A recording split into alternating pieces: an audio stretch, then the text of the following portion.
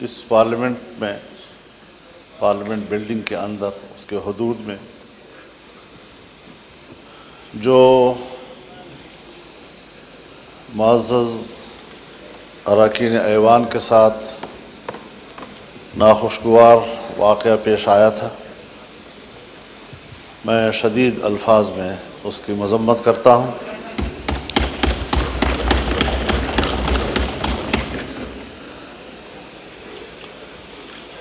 ساتھ ہی آپ نے اپنے ایوان کے کولیگز کے حوالے سے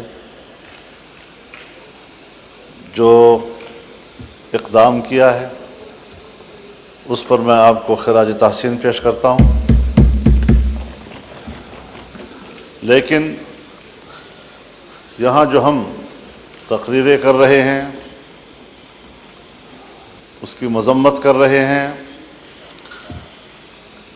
یہ صرف اپوزیشن ارکان کے ساتھ نہیں ہوا، بلکہ یہ بذات خود پورے ایوان کے ساتھ ہوا ہے۔ ہر رکن اسمبلی کے ساتھ ایوان کا تقدس وابستہ ہوتا ہے، اور جب اس کی عزت، اس کی آبرو کو بریچ کیا جاتا ہے تو پارلیمنٹ باقاعدہ اس پر ایک کمیٹی بناتی ہے، اس کمیٹی میں معاملات جاتے ہیں، اس کو سنجیدگی سے لیا جاتا ہے۔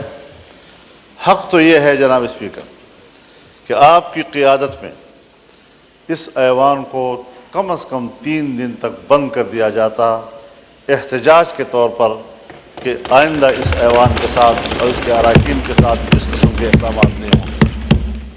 جناب اسپیکر، ہم ان مراحل سے گزر چکے ہیں۔ جنرل مشرف کا زمانہ تھا، ہم اپوزیشن میں تھے، ایل ایف او کے ذریعے انہوں نے سپریم کورٹ کے چیف کے جج کی عمر 68 سال کر دی تھی، اور ہم نے لڑ کر اس کی عمر کو 65 پہ لے آئے بڑے مشکل کے ساتھ۔ ایک فوجی حکومت میں فوج کے فیصلے کو ریڈیوس کیا جہاں تک ہم سے ہو سکتا تھا۔ میری اپنی ذاتی رائے یہی تھی کہ ان کو 62 سال تک رکھا جائے، لیکن بہرحال دوستوں کی اجتماعی رائے میں 65 سال ہوئی۔ اس 65 سال کے فیصلے پر ہمارے بھائی ہیں، ہمارے محترم ہیں، پاکستان پیپلز پارٹی اس وقت یہاں ہمارے ساتھ اپوزیشن میں بیٹھی تھی، اپوزیشن میں بیٹھ کر انہوں نے میرے اوپر تنقید کی تھی، ایم ایم اے اوپر تنقید کی تھی کہ آپ نے 65 سال کیوں دیے ہیں ان کو۔ آج آپ ان کی عمر کے اضافے میں وہاں اس بیچوں میں بیٹھ کر اس کی تائید کریں گے؟ کیسے کریں گے؟ کیوں کریں گے میرے بھائی؟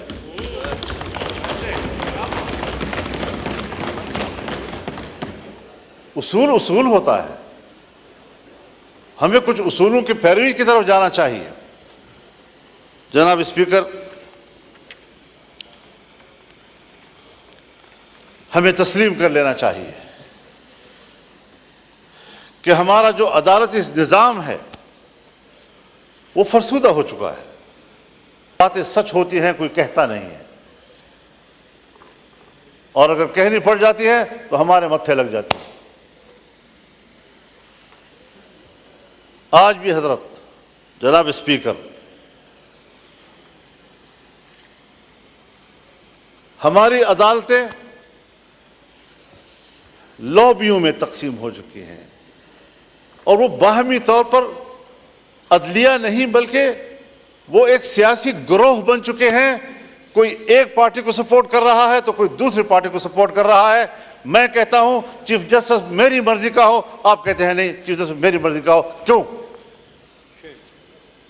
یہاں پر بات کیوں آ گئی ہے؟ ہم نے اس ایوان نے کیا اس نظام میں اصلاحات کی طرف نہیں جانا؟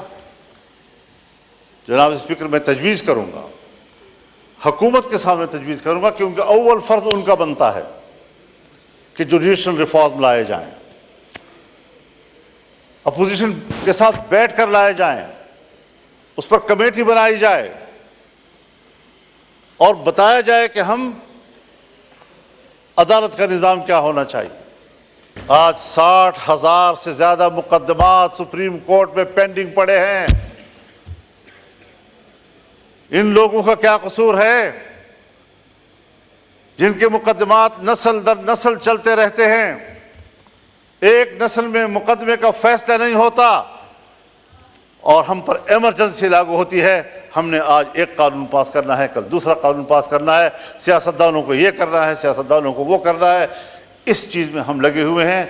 کیا یہ نہیں ہو سکتا کہ آئینی معاملات کے لیے ایک مستقل عدالت ہی بنا دی جائے تاکہ عام عدالتیں ہمارے وہ غریبوں کے معاملات کو طے کریں، عام آدمی کے معاملات کو طے کریں اور فیصلہ کریں کہ جلد از جلد انصاف مہیا کیا جائے۔ ہمارے ملک کے اندر انگریز کے دور کا وہ نظام عدل موجود ہے کہ جو صدیوں تک مقدمات چلتے ہیں اور طے نہیں ہو سکتے۔ آج بھی ہم اسی روش پہ چل رہے ہیں۔